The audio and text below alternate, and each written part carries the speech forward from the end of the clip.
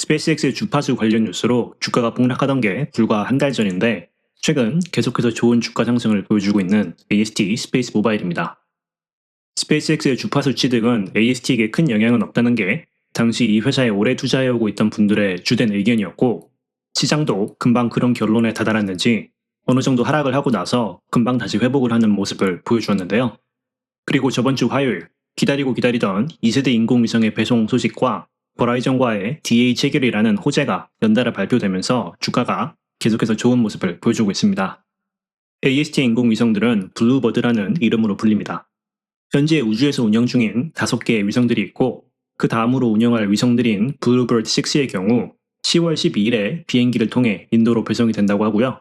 블루버드 7의 경우 10월 안에 스페이스X를 통한 발사를 위해 미국의 플로리다로 배송이 된다고 합니다. 그리고 그 다음 위성들인 블루버드 8부터 60는 현재 조립 과정이 있고, 이 위성들의 조립이 끝나면 2025년과 2026년에 1, 2개월마다 위성의 발사가 있을 것이라고 예상한다고 하는데요. 그런 스케줄을 통해 2026년 말에는 45에서 60개 위성을 운영할 것이라고 예상한다고 합니다.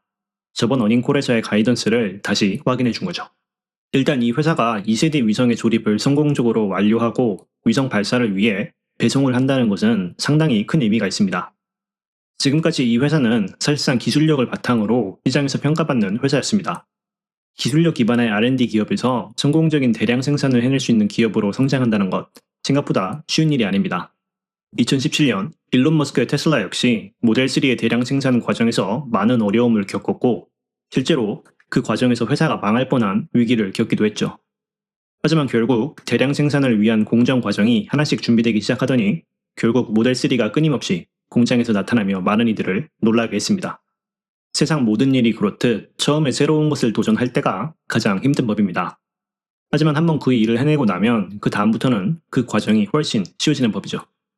저는 AST가 2개의 2세대 위성을 성공적으로 개발했다는 것이 비슷한 경우라고 생각하는데요. 새로운 디자인의 위성을 개발하고 조립하기 위해서 많은 시행착오가 있었을 겁니다. 그리고 실제로 그런 이유로 이번 여름에 발사가 완료되었어야 할 2세대 위성 발사가 이번 가을로 미루어진 거죠. 그리고 딜레이가 이렇게 되면서 시장에서는 과연 이 회사가 진짜 2세대 위성을 만들 수 있는 능력이 있는 걸까? 라는 의심이 피어나고 있었다고 생각하는데요. 다행히 너무 늦지 않게 이렇게 위성 개발에 성공하고 배송을 확정하면서 그 의심을 지워버린 거죠. 하나의 디리스킹 이벤트이고 분명한 펀더멘탈의 상승입니다. 두 번째 뉴스는 버라이전이 AST와 DA를 체결했다는 소식입니다.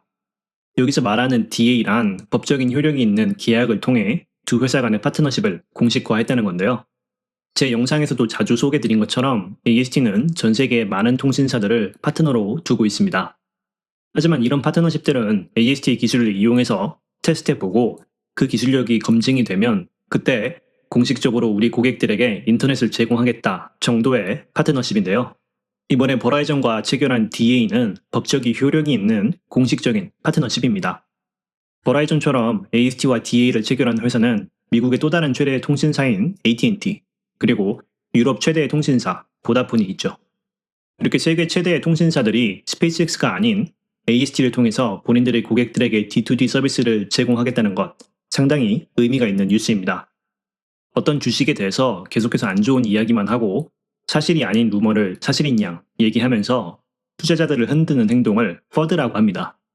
최근에 있었던 AST에 대한 퍼드 중 하나가 버라이전이 생각보다 빨리 AST와 DA를 체결하지 않는 이유는 이 회사의 기술력에 대한 의심이 생겨서이고, AST 대신 스페이스X와 DA를 체결할 확률이 크다라는 것이었는데요. 이것도 사실 확률은 낮았지만 리스크 중 하나이긴 했고, 이 리스크가 사라지며 역시나 큰 주가 상승이 있었습니다. 하지만 좋은 소식만 가득했던 것은 아닌데요. 저번 주 화요일에는 8억 달러짜리 ATM을 등록했다는 소식이 전해졌습니다. 이 회사 경영진들은 과거 어닝콜에서 내년 말까지의 위성의 개발과 발사를 위한 충분한 현금이 있다는 말을 했습니다. 그리고 내년 말 60개 정도의 위성이 운영되면 어느 정도 매출이 나올 것이기 때문에 웬만하면 오퍼링을 통해서 자금을 더 마련할 필요는 없을 것이다 라는 메시지를 전달했었는데요. 어떻게 보면 본인들이 했던 말을 뒤집었다고 볼 수도 있는 결정입니다. 이 A팀이 왜 필요했는지는 여러 추측들이 많은데요. 제 개인적으로는 주가가 이렇게 폭등하고 있을 때 ATM을 한다는 것은 주식의 희석이 최소로 발생한다는 것이기 때문에 별 불만은 없습니다. AST처럼 현금이 많이 필요하고 현금을 계속해서 잃고 있는 회사의 경우에는 이렇게 기회가 있을 때 현금을 마련하는 게 좋은 선택이죠. 재밌는 건 요즘 AST에 대한 평가가 너무 좋은 나머지 이렇게 악재 뉴스가 발표되면서 주가가 7% 하락을 한 상태로 출발했음에도 불구하고 결국은 이날 3% 정도 상승을 한 상태로 주가가 마감을 했는데요. 자, 이쯤 되면 이 회사의 밸류에이션에 대해서 얘기하지 않을 수가 없습니다. AST는 지금 사실상 매출이 없는 회사입니다. 현금을 계속해서 잃고 있는 회사이고 미래에 대한 기대감만으로 기업의 가치가 측정되고 있는 건데요. 매출이 사실상 없기 때문에 이 회사의 지금 적정 가치를 측정하는 게 정말 어렵습니다. 그래도 이 회사가 받고 있는 평가가 어느 정도인지를 가늠하기 위해 완전히 다른 회사이긴 하지만 또 다른 우주항공 회사인 로켓랩과 비교를 해봅시다. AST의 현재 마켓캡은 대략 31빌리언 달러, 로켓랩의 마켓캡 역시 대략 32빌리언 달러 정도 됩니다. 사실상 거의 같은 규모의 회사들이라는 건데요. 로켓랩은 AST와 다르게 제대로 된 매출이 있는 회사입니다. 가장 최근 분기에서는 1억 4천만 밀리언 정도 되는 매출이 있었네요. AST의 경우 이렇게 귀엽게 1밀리언 정도의 매출이 있었던 걸 알 수 있습니다. 그런 걸 보면 확실히 AST가 높은 평가를 받고 있는 걸 알 수 있죠. 주식은 미래지향적이기 때문에 미래에 있을 매출을 선 반영합니다. AST의 사업 모델이라는 게 위성만 성공적으로 운영하게 된다면 회사 입장에서 크게 지출해야 되는 비용도 없고 전 세계 여러 통신사들을 통해서 본인들의 비즈니스가 스케일되는 것 또한 순식간에 일어날 회사이기 때문에 이런 평가를 받을 수 있는 거죠. 이런 미래의 가능성들이 얼마나 주가에 선 반영되어 있는가, 요즘 AST 투자자들 사이에서 가장 핫한 토픽 중 하나인데요. 한때 2세대 위성의 배송 혹은 버라이전과의 DA 발표, 이런 것들은 이미 확정적인 일이라 주가에 이미 반영이 되어 있고 그로 인한 주가 상승은 없을 것이다 라는 의견이 있었는데요. 최근 2주간 그 의견은 틀렸다는 것이 증명됐죠. 앞으로도 이 회사의 호재는 많이 있습니다. 연말부터는 매달 혹은 2달에 한 번씩 위성을 발사하는 일도 있고 곧 골든돔이나 퍼스트넷을 통해서 올릴 것이라 기대되는 정부 계약 매출권도 있으며 리가도의 주파수 취득을 리스하는 것이 FCC에게서 공식적으로 승인되는 일 또한 있습니다. 제 개인적인 의견으로는 이렇게 앞으로 기대할 수 있는 호재들은 상당 부분 주가에 반영이 되어 있다고 생각합니다. 그런 이유로 지금은 추가 매수를 하지 않고 어느 정도 조정이 오고 나면 추가 매수를 할 예정인데요. 제가 장기 투자를 해오면서 성립한 저만의 추가 매수 기준이 있습니다. 다들 아시다시피 저는 차트를 기반으로 트레이딩을 하는 사람은 아닙니다. 하지만 투자의 결론을 내리고 나서 매수를 시작하거나 추가 매수를 할 때는 어느 정도 차트를 참고하는데요. 일단 저는 길게 보면서 투자하는 사람이기 때문에 차트를 일봉이 아닌 주봉으로 바꿔서 봅니다. 그리고 제가 유일하게 사용하는 보조지표인 볼린저 밴드에서 이 파란색 선 20주 이동평균선 근처에 다다르면 매수를 하는데요.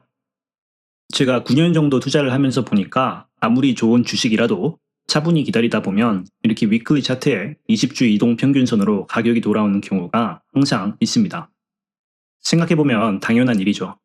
장기 투자를 한다는 것은 회사에 3, 4년을 함께 하면서 지켜본다는 것인데 그 기간 동안 과연 그 회사에 어떤 악재도 없고 어떤 위기도 없을까요?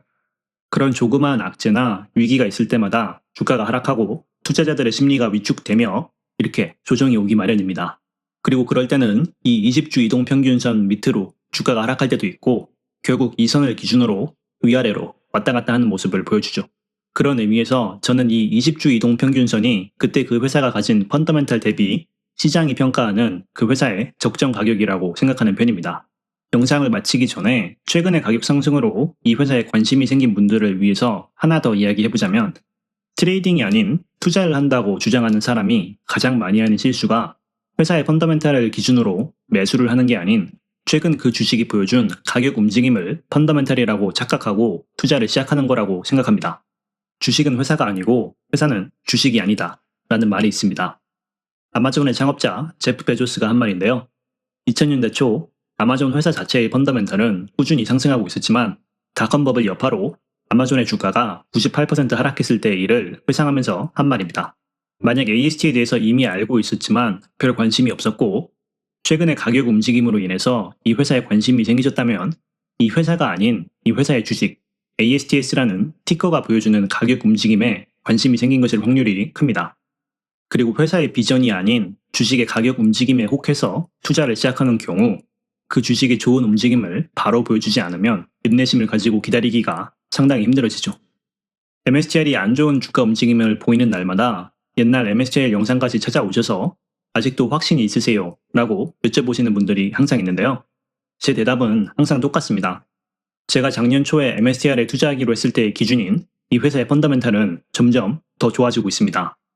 분명 이 회사의 주가 움직임은 요즘 실망스러운 게 사실입니다. 하지만 저에게 주가 움직임은 투자의 기준이 아니기 때문에 그런 분들처럼 초조하거나 불안할 일이 없는 거죠. AST도 마찬가지로 주가 움직임이 투자의 기준이 아니었기 때문에 그동안 여러 사건 사고와 딜레이로 인해서 주가가 하락하기도 하고 횡보하기도 했지만 매도하지 않고 이 회사의 비전이 현실이 될 때까지 기다리고 있는 겁니다. 그렇기 때문에 최근 AST에 관심이 생기셨다면 차트만 보면서 너무 성급하게 투자하지 마시고 일단은 이 회사에 대해서 제대로 공부해 보시길 추천드립니다. 지금은 이 회사의 장밋빛 미래만 이야기되고 있지만 분명 앞으로도 많은 위기가 있을 겁니다. 위성 발사가 또 딜레이 될 수도 있고 스페이스X에서 뭐만 발표하면 주가가 폭락할 수도 있고 막상 위성을 발사했는데 매출이 기대보다 별로일 것이다라는 이야기가 나올 수도 있죠. 그리고 그런 상황이 왔을 때 단순히 주가 움직임을 기반으로 주식을 샀던 사람들은 패닉하겠지만 펀더멘탈을 기반으로 회사에 투자한 투자자들은 쉽게 흔들리지 않을 겁니다. 그리고 그런 위기의 상황들을 추가 매수의 기회로 활용하며 그 회사의 지분을 늘려나가겠죠.